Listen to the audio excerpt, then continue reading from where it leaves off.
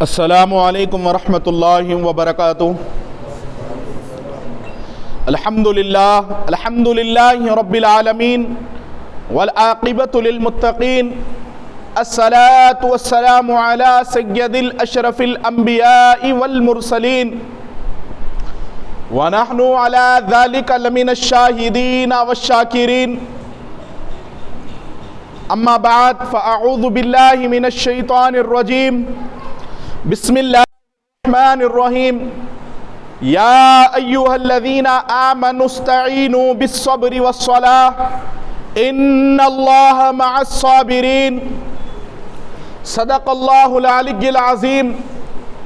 قال اللہ تبارک وتعالی فی شان عظمت حبیبہ الکریم، ان اللہ وملائکتہ یصلون علی النبی یا ایہا الذین آمنوا صلوا علیہ وسلموا تسلیما۔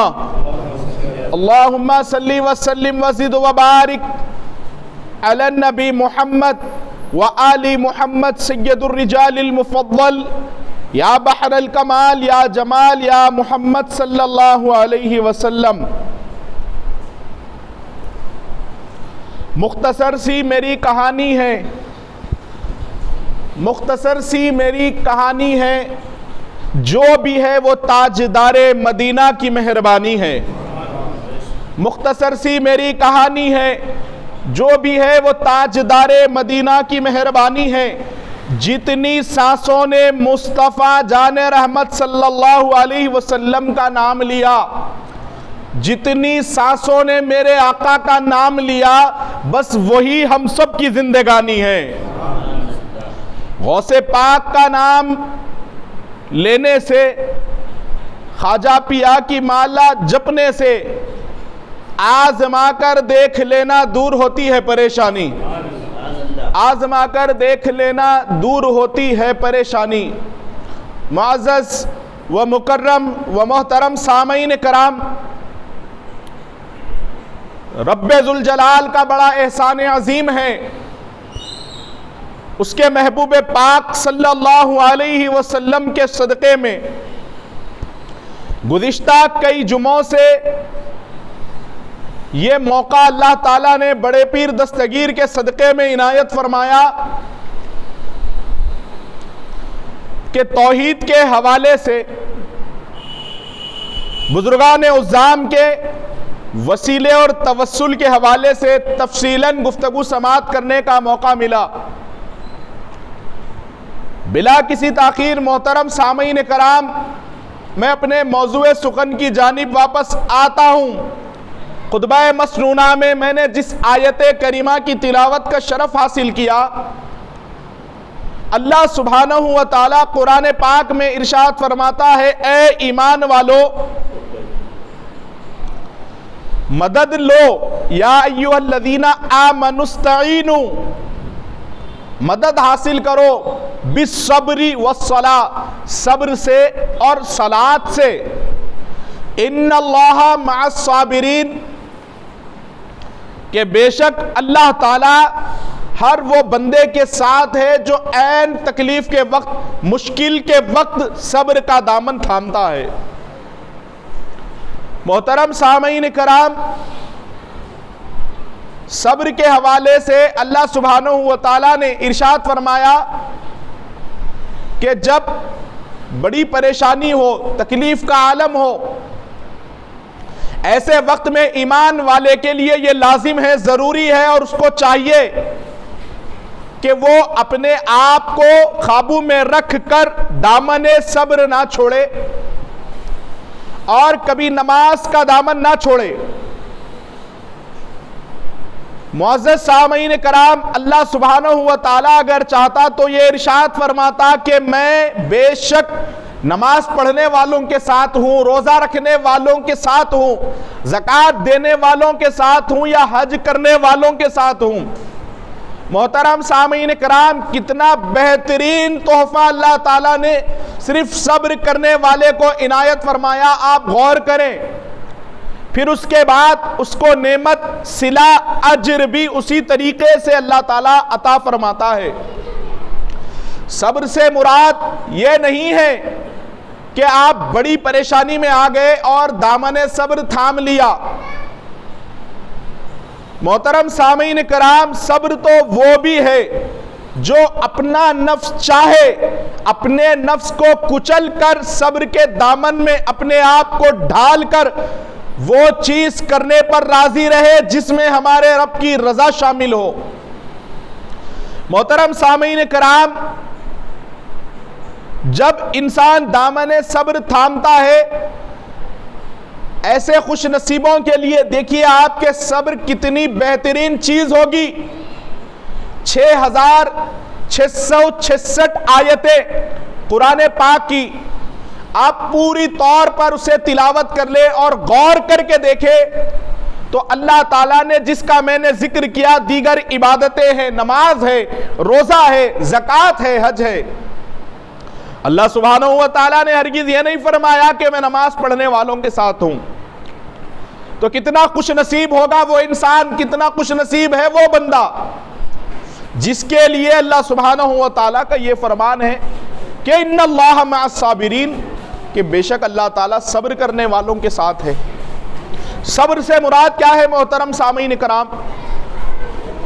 ہمارے پاس گھر میں ایک آدمی ہم سے رخصت ہو کر اس دنیا سے چلا جائے، ہمارے پاس صبر کا مادہ باقی نہیں رہتا، صبر ہم بالکل نہیں کر سکتے۔ کچھ ایسے بھی زمانے میں دنیا دار پائے جاتے ہیں جو گھر سے ان کا کوئی بندہ بچھڑ جائے، رخصت ہو، تو خداوند قدوس کی بارگاہ میں شکوہ و شکایت بھی کرتے نظر آتے ہیں۔ محترم سامعین کرام، ہم صبر کے حوالے سے بارگاہ امام عالی مقام میں حاضر ہو کر پوچھتے ہیں کہ اے امام، وہ کربلا کا میدان 72 رفقا کے ساتھ آپ دین کو، ایمان اور اسلام کی اصل کو بچانے کے لیے جو قربانیوں کا نذرانہ پیش کیا، محترم سامعین کرام، جب حضرت ابراہیم علیہ السلام اپنے شہزادے سیدنا اسماعیل علیہ السلام کو اللہ کی بارگاہ میں جو آپ نے خواب دیکھا تھا وہ پورا کرنے کے لیے بیٹے کی مرضی سے، رضامندی سے جب لے کر پہنچے، تو راستے میں شیطان نے کہا کہ دیکھو، اتنی بزرگی کی عمر میں اللہ تعالیٰ نے تمہیں اولاد عطا کی اے ابراہیم، اور وہ قربانی کا نذرانہ طلب کر رہا ہے اس بچے کی اپنے، جو کئی سال کے بعد تمہیں عطا ہوا، بہتر یہ ہے کہ اس کا فدیہ کوئی دوسری چیز سے بدل دو، آپ اپنے بیٹے کے عوض میں اونٹ ذبح کر دو، قربانی کا بدل کر دو اللہ کی بارگاہ میں ادا۔ محترم سامعین کرام، یہاں پر آپ کے صبر کا امتحان ہے۔ حضرت سیدنا ابراہیم علیہ السلام چاہتے تو عرض کر دیتے کہ تم بے شک صحیح کہہ رہے ہو اے اجنبی، جو بھی کہہ رہے ہو، لیکن دیکھیے ان کی استقامت، اور واقع خدا ایسی ہی ہستیوں کے ساتھ ہے جس کے لیے اللہ تعالیٰ نے قرآن پاک میں ایسی آیت نازل فرمائی۔ محترم سامعین کرام، آپ نے جواب دیا، ارے مردود، ایک اسماعیل کیا، اللہ تعالیٰ ایسی عمر میں مجھے 100 بیٹے بھی دیتا اور یہ کہتا کہ میری خاطر اپنے بچے کو ذبح کر دو۔ خدا کی قسم، میں اپنے آپ کے نفس پر اس طریقے سے صابر و شاکر ہوں اپنے مولا کی بارگاہ میں، نفس کو اس طریقے سے کچلا ہوا ہوں، اور میں اپنے آپ کے نفس کے آگے جھکنے والا نہیں۔ میرے اندر استقامت کی نعمت، استقامت کی دولت عطا ہے۔ تو کیا کہہ رہا ہے کہ ایک اسماعیل کو میں ذبح کرنے سے رک جاؤں گا؟ خبردار، ایک اسماعیل کیا، اس عمر میں اللہ مجھے 100 بیٹے بھی عطا کرتا، وہ بھی خدا کی بارگاہ میں قربان کر دیتا۔ محترم سامعین کرام، یہ تو ایک اللہ کے لاڈلے پیغمبر، جلیل و قدر نبی خلیل اللہ سیدنا ابراہیم علیہ السلام کا مقام ہے۔ آپ کی زوجہ محترمہ کا صبر دیکھیے، وہ بھاگتا بھاگتا دوڑا دوڑا حضرت سیدنا اسماعیل علیہ السلام کی والدہ ماجدہ حضرت خلیل اللہ کی زوجہ محترمہ کے پاس پہنچا کہ معلوم اے ہاجرہ، کہ تیرے شوہر تیرے بیٹے کو کہاں لے کر گئے ہیں؟ محترم سامعین کرام کیا جواب ارشاد فرماتی ہیں؟ کہا کہ ان کے دوست نے بیٹے کو اور والد کو دونوں کو طلب فرمایا، وہ اپنے دوست کی دعوت میں گئے ہوئے ہیں۔ کہا ہرگز کوئی دعوت میں نہیں گئے ہیں، انہیں حکم ہوا ہے، انہوں نے یہ کہا کہ ان کو خواب میں اللہ تعالیٰ نے کہا کہ اس بیٹے کو ذبح کر دو، تو وہ اس وجہ سے بیٹے کو تیار کر کے خدا کی بارگاہ میں قربانی دینے کے لیے، ذبح کرنے کے لیے گئے ہیں۔ تم ابھی بھی چاہو تو روک سکتی ہو، دیکھو کتنی عمر کے بعد تمہیں اولاد عطا کی گئی ہے۔ شیطان نے ہر ہتھ کنڈا آزمایا۔ محترم سامعین کرام، جس کے پاس استقامت کی دولت ہو، جو صبر کے زیور سے آراستہ وہ پیراستہ ہو، وہ ہرگز شیطانی شکنجے میں پھنس نہیں سکتا۔ محترم سامعین کرام، یہ ایک نبی کی والدہ، ایک نبی کی اہلیہ زوجہ محترمہ ہیں۔ جب ان کے پاس شیطان نے طرح طرح کے ہتھ کنڈے آزمائے، کہا کہ دیکھو ابھی بھی چاہو اگر تمہارے ہاتھ میں ہے روک سکتی ہو، اپنے بیٹے کی قربانی کو روک لو، بہتر ہوگا، قربان جائے۔ سیدہ ہاجرہ ارشاد فرماتی ہے مردود، اگر رب نے یہ چاہا، اس کی مرضی ہے، اتنی عمر ہو یا اتنی عمر ہو، مجھے اس کا ہرگز کوئی فکر نہیں ہے۔ اگر واقع اللہ کے حکم سے میرے شوہر میرے بیٹے کو خدا کی بارگاہ میں قربان کرنے کے لیے گئے۔ محترم سامعین کرام، ماں کی نظروں کے سامنے بچے کو چھوٹی سی چوٹ اگر آ جائے، تکلیف ہو، یا اس کا چہرے سے کہیں سے کسی حصے سے جسم کے خون نکلنا اگر شروع ہو، ماں کا کلیجہ منہ کو آتا ہے۔ یہ تو خون نکلنے کی تو بہت دور کی بات ہے، ماں کے پاس اتنا بھی صبر نہیں ہوتا کہ اولاد اس کے سامنے اس کا بچہ روتا ہوا نظر آئے، دودھ پیتا شیرخوار بچہ، تو ماں ہر کام چھوڑ کر اپنی مصروفیات کو بالائے طاق رکھ کر فوراً اس بچے کو اٹھا کر دودھ پلانے کے لیے آگے بڑھتی ہے۔ بچے کا رونا ماں کو برداشت نہیں ہو سکتا، جو اس کے اندر بھوک ہو اس کے کھانے کے لیے، اس کے دودھ کے لیے، وہ رونا ماں کو برداشت نہیں ہے۔ وہ صبر نہیں کر سکتی، اپنے آپ کو کام میں مصروف و مشغول رکھ کر بعد میں دودھ پلاؤں گی، یہ آج کی ماں نہیں سوچ سکتی۔ محترم سامعین کرام، وہ ماں کیا ماں ہوگی جس کا شوہر بھی اللہ کا پیغمبر، جس کا بیٹا بھی اللہ کا پیغمبر، اور دیکھنے میں اتنا خوبصورت لگتا ہو، اور خوبصورت ہو کیوں نہ، جس کی آل میں سے میرے اور آپ کے آقا تشریف لائے۔ معراج کی رات جب ایک بزرگ چہرے کو میرے آقا نے دیکھا، پوچھا ہے جبرائیل، مسجد اقصی میں جو ہو بہو میری شکل میں ملتی ہوئی وہ بزرگ صورت کس کی ہے؟ اتنی نورانی داڑھی والا، اتنی خوبصورت چہرے والا کون ہے؟ تو فرمایا کہ آپ جس کی آل میں سے آقا تشریف لائے ہیں یا رسول اللہ صلی اللہ علیہ وسلم، یہ آپ کے دادا محترم، یہ آپ کے جد کریم، یہ آپ کے دادا جان ابراہیم علیہ السلام ہے۔ محترم سامعین کرام، وہ ذات بابرکت کا شہزادہ، اب والدہ ماجدہ کے پاس سوال ہو رہا ہے، ان کے صبر کا امتحان دیکھیے۔ جب شیطان نے کہا کہ دیکھو تمہارے بچے کو وہ ذبح کرنے کے لیے گئے ہیں، اللہ نے کہا، تو آپ نے بھی ارشاد فرمایا، نادان، خدا کی بارگاہ میں میرے اور میرے رب کے بیچ میں راستے کی رکاوٹ نہ بن، تو ایک ہاجرہ سے کیا بیٹے کا سوال کر رہا ہے؟ اللہ تعالیٰ مجھے 1000 بیٹے بھی عطا کرتا، اللہ کی بارگاہ میں وہ 1000 قربان کرنے کے لیے ہاجرہ تیار ہے۔ محترم سامعین کرام، اس صبر کا، اس قربانی کا آپ کو اجر کیا ملا، اس کا صلہ کیا ملا؟ آج بھی امت مسلمہ کے لوگ مکہ معظمہ میں جا کے وہ اعمال کرتے ہیں جو یاد ہے حضرت ہاجرہ کی، جو یادیں ہیں ابراہیم علیہ السلام کی، جو یادیں ہیں حضرت سیدنا اسماعیل علیہ السلام کی۔ محترم سامعین کرام، اسی کے بعد حضرت ایوب علیہ السلام۔ محترم سامعین کرام، ان کے صبر کا دیکھیے آپ، کیا ڈھنگ رہا، خدا کی بارگاہ میں کیا طریقہ رہا۔ اللہ تعالیٰ نے آزمائش کے لیے حضرت ایوب علیہ السلام کو ایک بیماری میں مبتلا کیا۔ محترم سامعین کرام، آپ کی وہ خوش بخت نیک وقت اہلیہ محترمہ حضرت سیدہ بی بی رحمت سلام اللہ علیہا کو چھوڑ کر حضرت ایوب علیہ السلام کے پاس کوئی دنیا دار بیٹھنا پسند نہ کرتا۔ ہر ایک کو کراہت ہوتی، ہر ایک آپ سے کنارہ کرتا، پھر ہے کون میرے بھائی؟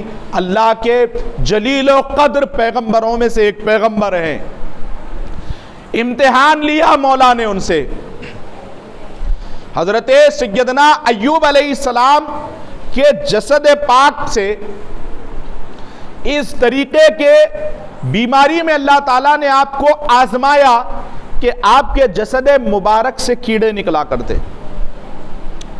محترم سامعین کرام، یہ کوئی ایک چھوٹا موٹا عرصہ نہیں، ایک طویل عرصے تک یہی معاملہ چلتا رہا، حتیٰ کہ روایتوں میں آتا ہے آپ کا جسد مبارک ختم ہونا شروع ہو گیا تھا اور وہ کیڑے کالی نکل کر چلے نہ جاتے۔ ان کا یہ عالم تھا کہ وہ حضرت سیدنا ایوب علیہ السلام کے جسد کا گوشت کھاتے، ہڈیوں کو کھکرتے۔ آج ہم گاڑی پہ سے گر جائے، ایکسیڈنٹ ہو جائے، ہمارا دامن صبر ٹوٹ جاتا ہے۔ حضرت ایوب علیہ السلام روایت میں آتا ہے کہ آپ کے جسم سے جب کیڑے ظاہر ہو کر الگ ہوتے تو آپ اپنے پاس کے جسد سے نکلے ہوئے کیڑوں کو پکڑ کر اپنے جسم میں داخل فرماتے اور یہ کہتے کہ اللہ تعالیٰ نے تمہارے لیے میرے جسم کو غذا بنایا ہے، اپنی غذا چھوڑ کر نہ جاؤ، کہیں ایسا نہ ہو کہ اگر تم نے میرے جسم سے غذا حاصل نہیں کی اور کوئی باہر کی شے کھا لی تو میں خدا کی بارگاہ میں کیا جواب دوں گا؟ اے ایوب، تیرے جسم کو ہم نے ہماری ایک مخلوق کی خوراک بنائی تھی۔ دیکھیے، کوئی دوا کرنے کا تصور نہیں، اللہ تعالیٰ چاہ رہا ہے کہ میں اپنے لاڈلے کو آزماؤں، آزمائش پر کیسے کھڑے اتر رہے، اور صبر کا عالم دیکھیے۔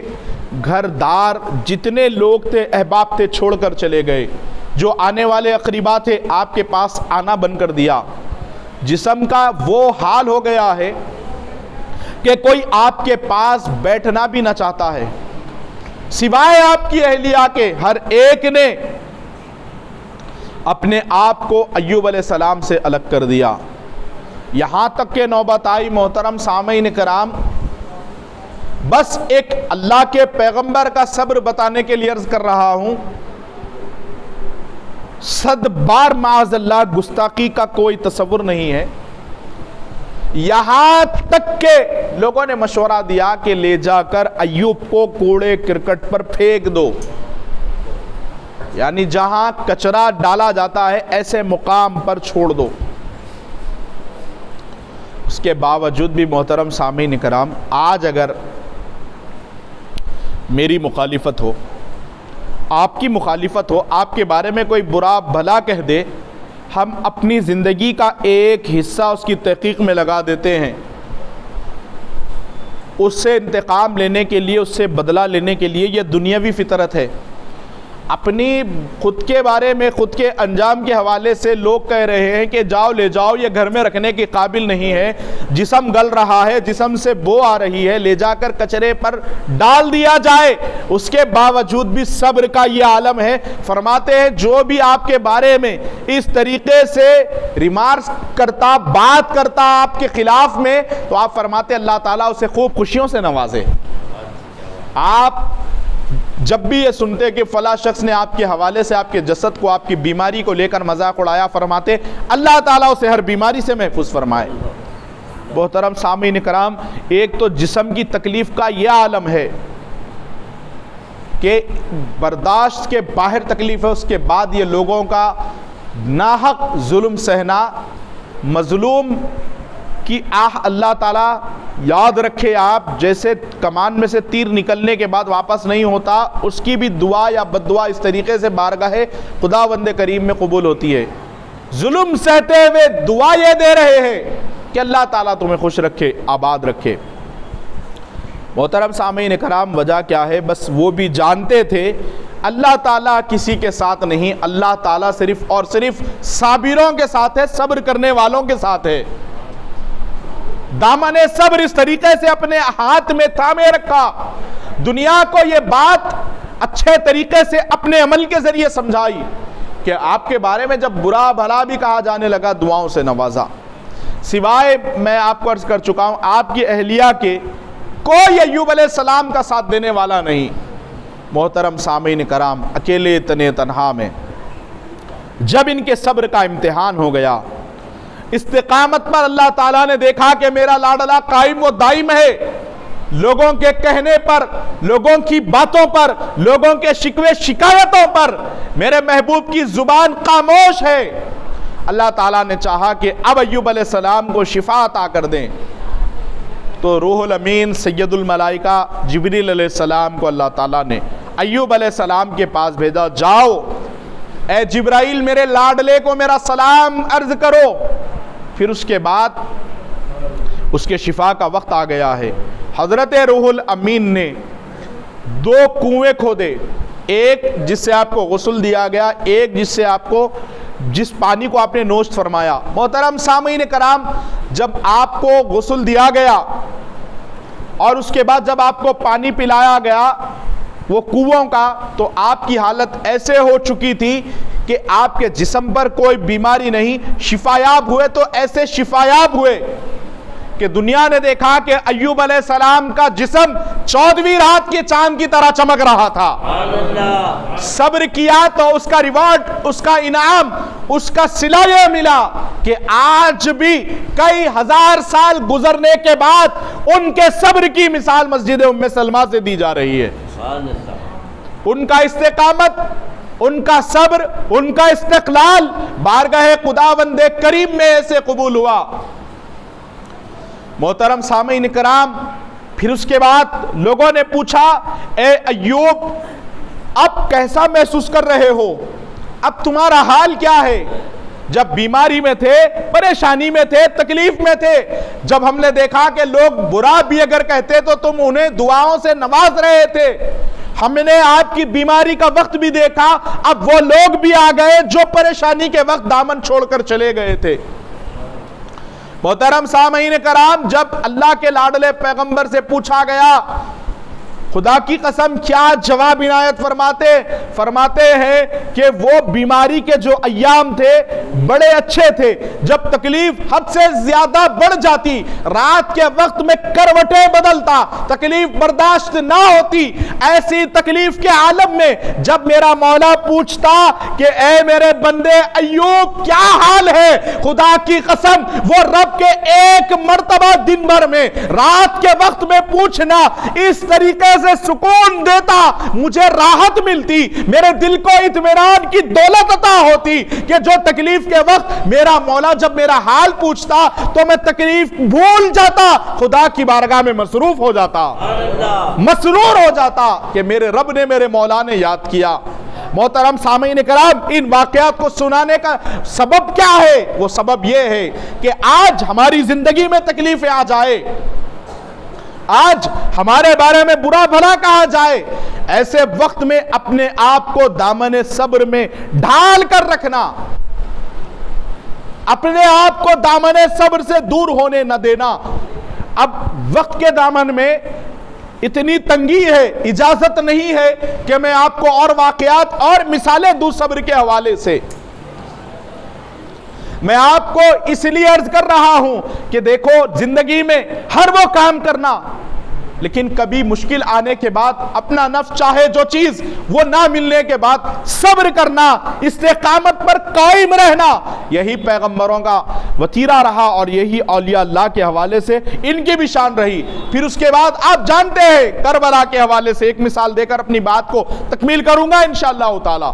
حضرت امام علی مقام، آپ جیسے ابراہیم علیہ السلام کو مشورے دیے گئے کہ بیٹے کی قربانی سے بہتر ہے کوئی جن کے نام کا دوسرا فدیہ کر دے، حضرت امام علی مقام کو بھی لوگوں نے کہا کہ امام دیکھو آپ مصلحت پسندی پر کام کر لو، واپس چلے جاؤ۔ یزیدیوں نے اپنے وعدے سے انکار کر دیا، کوفیوں نے دھوکہ دیا، اب وہ چاہتے ہیں کہ آپ سے جنگ کریں۔ اے نواسہ رسول، آپ تو دوش مصطفیٰ پر سوار ہو کر چلا کرتے، دیکھیے ان کے صبر کا عالم محترم سامعین کرام کس طریقے سے صبر کی آگ میں پکایا گیا۔ میرے آقا کے وہ لاڈلے نواسے کو، امام علی مقام کو، کونین میں ہے اجالے حسین سے دنیا میں ہر سو ملیں گے چاہنے والے حسین کے، صدقہ نبی وہ آل نبی کا ہے زندگی، ہم لوگ کھا رہے ہیں نوالے حسین کے، ہم لوگ کھا رہے ہیں نوالے حسین کے۔ ہمارے آقا و مولا حسین پاک علیہ السلام، جب لوگوں نے کہا کہ مصلیت کی راہ اختیار کر لے، آپ واپس چلے جائے، آپ نے کہا کہ ہرگز ایسا نہیں ہو سکتا، نانا کے دین پر آنچ آئی ہے، نانا کے دین پر مسئلہ ہے۔ اب وہ وقت آیا ہے بچپنے میں جب میرے نانا مجھے کندھے پر سوار کر کے لے جاتے تو ایک مرتبہ فاروق اعظم نے کہا تھا کہ یا رسول اللہ صلی اللہ علیہ وسلم سواری کتنی پیاری ہے۔ ایسے وقت میں سیدنا عمر ابن الخطاب امیر المومنین سے میرے نانا نے فرمایا تھا، عمر تم یہ کہہ رہے ہو سواری کتنی پیاری ہے، یہ بھی تو دیکھو سواری پر سوار کتنا پیارا ہے۔ محترم سامعین کرام، جب امام علی مقام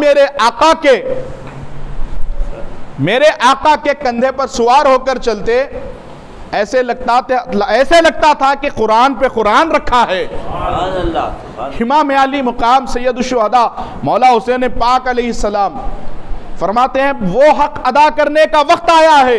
صحابہ وہ تھے محترم سامعین کرام، حضور کے کندھے سے کندھا، شانہ بشانہ، رجل الی رجل، قدم الی قدم، قدم سے قدم ملا کر چلا کرتے۔ لیکن امام حسین وہ تھے جو امام علی مقام کا مرتبہ وہ تھا جو رسول اللہ کے کندھوں پہ بیٹھ کے چلا کرتے۔ اس کے باوجود آپ کے دامن صبر کو اگر آپ غور کریں گے تو ہمارا تو کلیجہ پھٹ جائے گا۔ اس کے باوجود آپ صبر و رضا کی ایک تصویر بن کر خدا کی بارگاہ میں وہ درجہ وہ مقام حاصل کیا۔ اس روئے زمین کے تمام صبر کرنے والوں کے اماموں میں کسی کا نام آتا ہے تو وہ تاجدار کربلا امام حسین کا نام آتا ہے۔ محترم سامعین کرام، دیکھیے جس کو چہرے کو دیکھنا خود جنت کی حالت ایمان میں دلیل ہے رسول اللہ، ان کے کندھے پہ جنت کے نوجوانوں کا سردار جا رہا ہے۔ کیا شان ہے محترم سامعین کرام۔ سرکار امام علی مقام سید الشہداء مولا حسین پاک علیہ السلام کے سامنے اون و محمد کا جنازہ، آپ کے سامنے جواب بھتیجے امام قاسم کا جنازہ، آپ کے روبرو حضرت ابراہیم کا، حضرت جعفر بن علی کا، حضرت ابوبکر بن علی، حضرت عثمان بن علی، حضرت امام عباس کا جنازہ، حضرت حبیب ابن مظاہر کا جنازہ، آپ کے سامنے ایسے کئی جنازے آپ نے دیکھے کہ خدا کی بارگاہ میں اتنے لوگوں نے جام شہادت نوشت فرمایا، اس کے باوجود بھی آپ نے اپنے جوان بیٹے ہم شکل مصطفیٰ امام علی اکبر علیہ السلام کا جنازہ، وہ ننھے شیرخوار معصوم علی اصغر کا جنازہ، کئی جنازے دیکھنے کے بعد اپنے خود کی شہادت کی جب بات آئی تو کیا تلقین کر کے جا رہا ہے بہن زینب کے پاس؟ محترم سامعین کرام، کچھ بھی نہیں، بس اتنی بات کہ اے بہن زینب میری شہادت کے بعد سینہ نہ پیٹنا، صبر کرنا، صبر کرنا۔ محترم سامعین کرام، یہ نہیں کہا کہ مال و جائیداد کا جو بھی ذمہ ہے تم لے کر جا کر اپنے جب مدینے میں جاؤ تو اس کا حصہ بٹوارا کرنا، بس یہ کہا جب مدینہ جاؤ میرے وصال کے بعد تو کبھی دامن صبر کو چھوٹنے نہ دینا، میری بیٹی سکینہ کو صبر کی تلقین کرنا، اور جب گنبد خضرا کے روبرو ہونا تو ایک ایک واقعہ میرے نانا کو میرے حوالے سے سنا دینا۔ محترم سامعین کرام، یہی بات ہے اللہ تعالیٰ نے جو ارشاد فرمائی کہ اللہ صبر کرنے والوں کے ساتھ ہے۔ اب آپ غور کریں کہ ہم اپنی زندگی میں کہاں پر کھڑے ہیں، اور آج کے اس دور کی اہم ضرورت یہ ہے میرے بھائی، میری ذات سے آپ کو ہزار اختلاف ہو وہ کرتے رہے آپ، میں یہ بارہا ہزارہا مرتبہ دہرا چکا ہوں کہ اگر میری غیبت میں کسی کا رزق ہے تو میں تو اس کو اپنی ایک تصویر بھی دے دوں گا کہ اسے ایکس لگا کر اپنے دکانوں پہ اپنے مکانوں پہ برکت کے لیے لگا دیں. میں آپ کو اپنی شہرت پاپولیرٹی نہیں, صابر پاک کے نام سے جو مل گئی ہے عزت وہ بس ہے, کافی ہے. روزے کا ہے خیال تو کلیئر کی گنبد پہ نظر ہے, یہ سب صابر پاک کی نسبت کا اثر ہے. دنیا نہ جان پائے گی نہ یہ محلے والے جان پائیں گے اس دل کی کیفیت میں کلیئر کیوں آیا ہوں, یہ صابر پاک کو خبر ہے. بس اتنا تعلق ہے. جس کو گزارنی ہو غیبت میں گزارے میرے بھائی, اس سے مطلب نہیں ہے. میں آپ کو جو بات کہنے جا رہا ہوں وہ زندگی کے ساتھ میں ہماری حیات ظاہری کے علاوہ ہماری حیات باطنی میں بھی کام آنے والی بات عرض کر رہا ہوں. ہاتھ جوڑ کر گزارش ہے, یاد رکھیں ذات سے اختلاف ہو کر لینا, بات سے اگر کسی کو اختلاف ہو آ کر قرآن اور احادیث کی روشنی سے ہٹ کے ہو تو گریبان پکڑنا, اگر سمجھ میں آ گئی تو پھر صابر پاک کا دامن پکڑ لینا. محترم سامعین کرام, آج کے اس پرفتن دور میں ہمارے لیے ضروری ہے کہ جناب ان کا کیا عمل ہے, ان کے کیا معاملات ہے, ان کے گھر میں کیا ہنڈی پکی, ان تمام چیزوں سے نکل جاؤ. آج ہم اپنا جائزہ لینے کی ضرورت ہے. آپ کو نہیں معلوم مسلمانوں کی صفوں کے درمیان میں کتنے فتنے, کتنے لوگ جو منصوبہ بند ہے جنم لے چکے ہیں. وہ چاہتے ہیں کہ امت مسلمہ کا نام و نشان مٹا دے. کہیں ایسا نہ ہو کہ آپ کی زندگی ختم ہونے پر آپ کو جب قبر میں رسوائی کا سامنا کرنا پڑے اس سے قبل سدھر جاؤ. میرا تو یہ اعتماد ہے کہ میرا مولا جب تک اس مقام پہ رکھے راضی ہوں. اگر میرے مولا نے ممبر سے اتار کر کہا کہ کچرا چنو, اگر اس کی رضا اس میں ہے ممبر چھوڑنے کے لیے تیار ہوں. چھوڑ دیں آپ میری ذات کو. میں کبھی یہ نہیں کہہ رہا ہوں کہ میں بہت بڑا اللہ کا ولی ہوں, میں گنہگار ہوں, یہ میں جانتا بھی ہوں, میں مانتا بھی ہوں. اتنے منافقین مخالفین کے باوجود کوئی ہے پیچھے جو پاور جنریٹ کر رہا ہے, اس کے باوجود محترم سامعین کرام یہی مقام, یہی جگہ سے آپ خطابات اور منبر کے حوالے سے اور محراب کے حوالے سے آپ ملاحظہ کرتے آ رہے ہیں کہ اتنا زمانے نے مخالفت کی, اس کے باوجود محترم سامعین کرام یہ کرم ہے جو غوث اعظم کا یہاں پر بنائے رکھا ہے. یہ فیض ہے خواجہ خواجگاں کا. آج ہمارے علاقے میں کسی ایک کا, بھائی مانے آپ کہ ہزارہا عیوب سے انسان بنا ہے, آپ تو نہیں ہے نا میرا حساب کتاب لینے والے. پھر آپ اعلان کر دو چوراہے پر تگل کنٹے کے کھڑے رہ کر آج سے ہم عبدالرشید صاحب کے رب کریم ہیں, پھر دیکھیں گے اس کے بعد حساب کتاب دیا جائے گا آپ کو. محترم سامعین کرام, آپ کو عرض کر رہا ہوں میں یہ کہ ان دنیا داری کے معاملات میں پڑھنے سے بہتر ہے کہ ہم اپنے آپ کی زندگی کو اس طریقے سے سدھار کر سوار جاؤ کہ قبر میں رسوائی کا سامنا کرنا نہ پڑے. قبر میں دیکھنے کے بعد کچھ ہو نہ ہو, آمنہ کا لال مسکرا دے بس, ایسے بن کر جائیں. دامن صبر اسی وقت ہمارے ہاتھ. اور نفاق سے بچے رہیں. نفاق کیا ہے؟ سامنے تو جو بھی ہے سلام کلام, ہٹنے کے بعد پھر وہی غیبتیں, وہی منافقت, وہی مکاری. نہیں, آپ کو منافق کے حوالے سے بھی میں گزشتہ 2-3 جمعہ قبل میرے آقا نے 700 منافقوں کو مسجد نبوی سے الگ کیا. میں یہ واقعہ عرض کر چکا ہوں. استقامت کے ساتھ کسی سے محبت کریں, کسی کے ساتھ تعلق رکھیں, اللہ کے رسول کے لیے, دنیا داری کا چکر نہیں ہے. تو صرف اور صرف استقامت کے ساتھ ان کے دامن سے وابستہ رہے. ایک واقعہ سنا کر اپنی بات کو تکمیل کروں گا.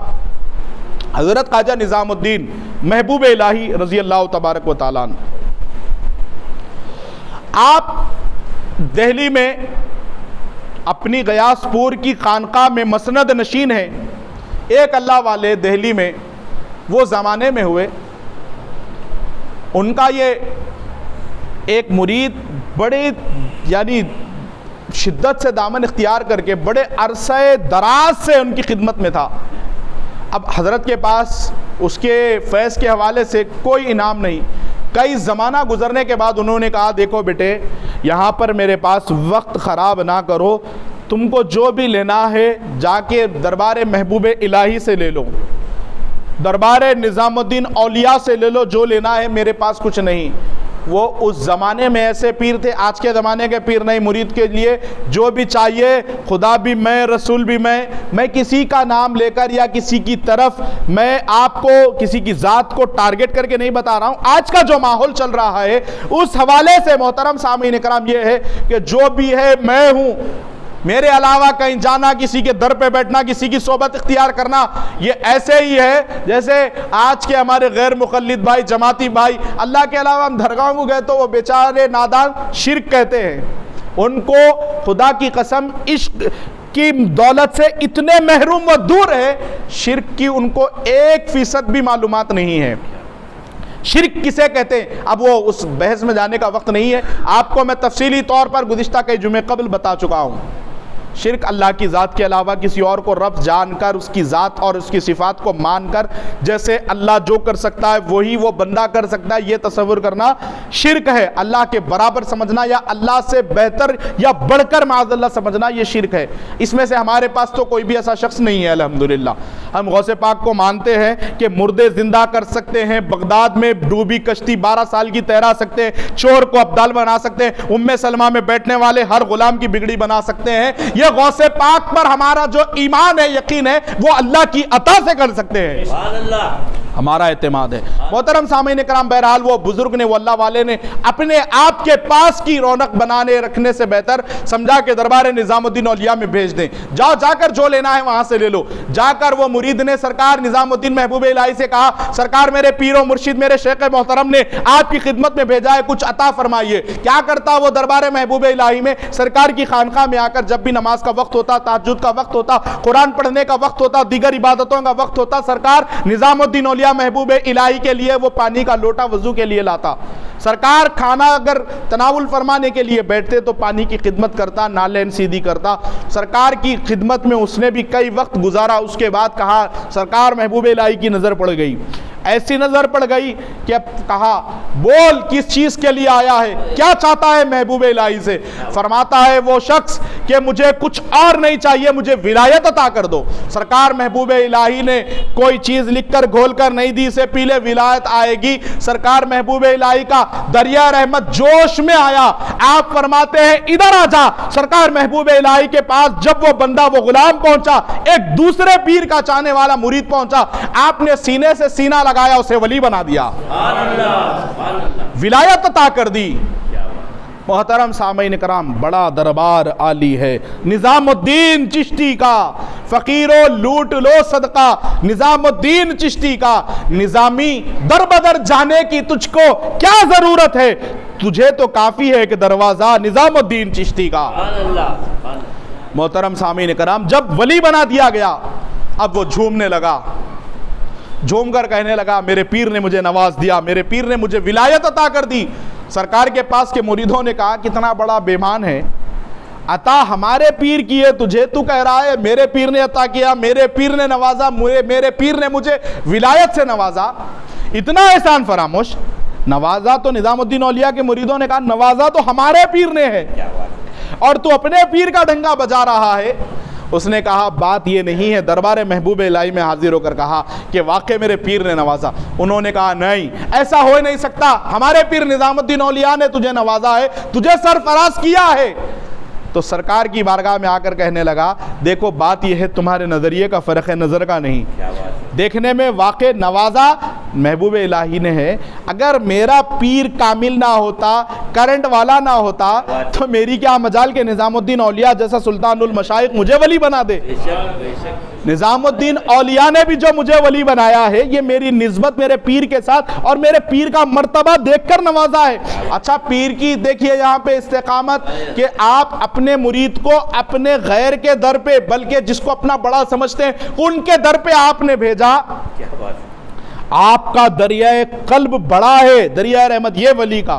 اب یہ مرید کا دیکھیے، آنے کے بعد نظام الدین اولیاء کی نوازشات سے مالا مال ہونے کے بعد اس نے یہ نہیں کہا کہ نظام الدین اولیاء نے نوازا، آنے کے بعد بھی محترم سامعین کرام اس نے یہ کہا کہ جو نوازا میرے پیر نے نوازا۔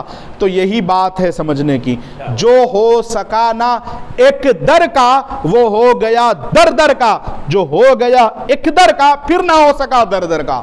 تو ایک کے ہو جائیں گے، ہر ولی نوازیں گے۔ آپ ایک پیر کے ہو کے درگاہ یوسفین میں جاؤ، آپ اپنی قابلیت سے، اپنے پاس کی اچھائی سے ولی سے فیض نہیں لے سکتے۔ فیض لینا ہے تو آپ نے جس کا پیالہ پیا ان کی نسبت سے نوازا جاتا ہے، ان کی نسبت سے نوازا جاتا ہے۔ یہاں سے لے کر وہاں تک جو شادمانی ہے صرف اور صرف میرے آقا کلیر والے کی مہربانی ہے۔ محترم سامعین کرام، نوازشات اس طریقے سے ہوا کرتے ہیں۔ پھر محبوب الہی نے بھی فرمایا کہ دیکھو یہ سبق ہے کہ ہر جگہ آنے کے بعد بھی انسان اپنے پیر کا لحاظ نہ بھولے۔